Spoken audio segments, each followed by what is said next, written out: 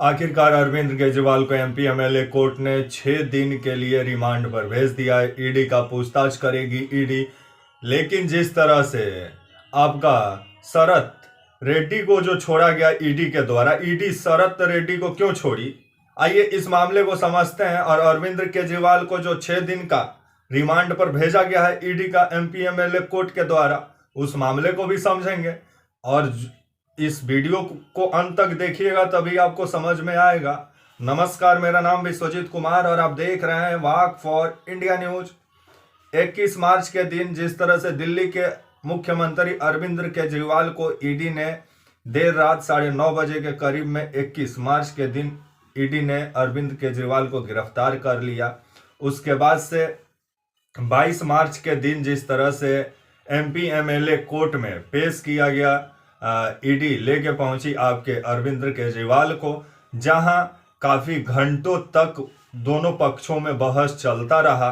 जो अरविंद केजरीवाल के वकील थे और जो ईडी के तरफ से जो सरकारी वकील थे, दोनों के बीच में काफी घंटों बहस चला, जिसके बाद से करीब 8 बजे के 8:30 के आसपास में ये खबर आई कि अरविंद केजरीवाल को 6 दिन के लिए आपका पुलिस ईडी का रिमांड पर भेज दिया गया। ईडी पूछताछ करेगी और 6 दिन के बाद से फिर ईडी एमपी एमएलए कोर्ट में अरविंद केजरीवाल को लेके आएगी। और ये रिमांड 22 मार्च से ही शुरू हो गया है और 28 मार्च को ये रिमांड खत्म हो जाएगा।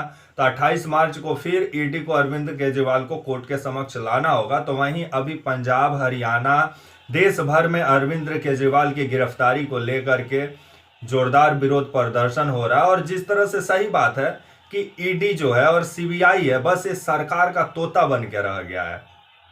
शरत रेड्डी, जो कि ये शराब कारोबारी का आरोपी बताया जाता है, ईडी उसको भी अरेस्ट की हुई थी, यही शरत रेड्डी को। और बाद में मालूम चलता है कि ये इलेक्टोरल बॉन्ड खरीदता और चंदा दे देता है और बाद में इसको छोड़ भी दिया जाता है। ये कोई बीमारी का बहाना करता है और बाद में इसको कोर्ट से जमानत भी मिल जाती है और जमानत पे रोक लगाने को लेकर के ईडी कोर्ट भी नहीं जाता है।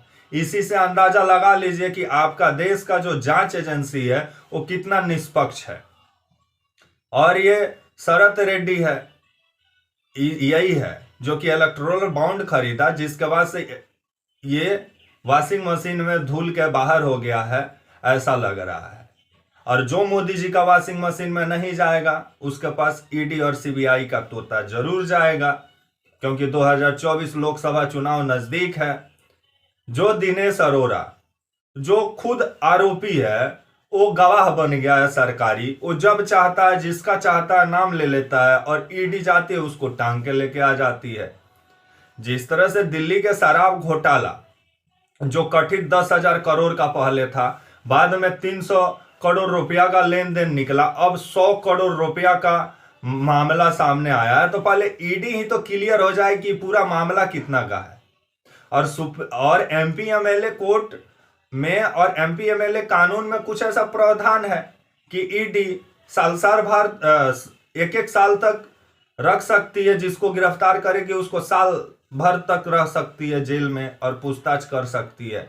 क्योंकि इसमें कुछ नियम बदल दिए गए हैं, जिस वजह से ना अरविंद केजरीवाल को राहत मिल रही है, ना आपके मनीष सिसोदिया को राहत मिल रहा है, ना सत्येंद्र जैन को राहत मिल रहा है, ना आपके संजय सिंह को राहत मिल रहा है, ना आपके के कविता को राहत मिल रहा है, जो चंद्रशेखरम राव की जो बेटी हैं तेलंगाना की, ये भी यही दिल्ली के शराब घोटाला में, इनको भी 15 मार्च को ईडी गिरफ्तार किया।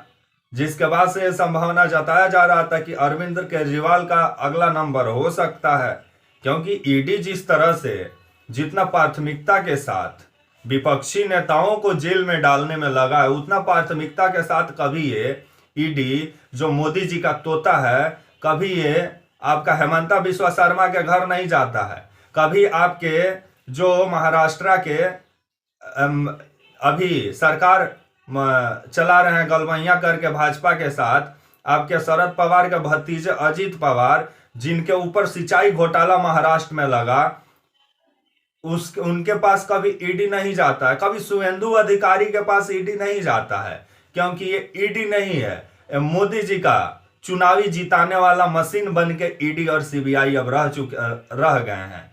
क्योंकि जिस ईडी सीबीआई के पास हजारों हजारों केस हों, वो ईडी और सीबीआई को सिर्फ विपक्ष के नेता ही नजर आते हैं। कभी सत्ताधीशों के पीछे पड़ता तब मालूम चलता है ये ईडी है, लेकिन ये ईडी नहीं है, ये मोदी जी का तोता है। क्योंकि ये सब जानते हैं जो सत्ता में रहता है उसी का सरकारी एजेंसियां रहती हैं, आईएएस हो, आईपीएस हो, चाहे आपके ईडी हो, सीबीआई हो, सब गुलाम हैं आपके सत्ता के। ये जो सत्ता बोलती है वही करते हैं, क्योंकि ये लोग सत्ता का चाटुकार हो गए हैं, दलाल हो गए हैं। क्योंकि इन लोगों से आप लोकतंत्र का उम्मीद नहीं कर सकते हैं, क्योंकि ऐसे ऐसे नौकरशाह ही भारत में डिक्टेटरशिप लाते हैं।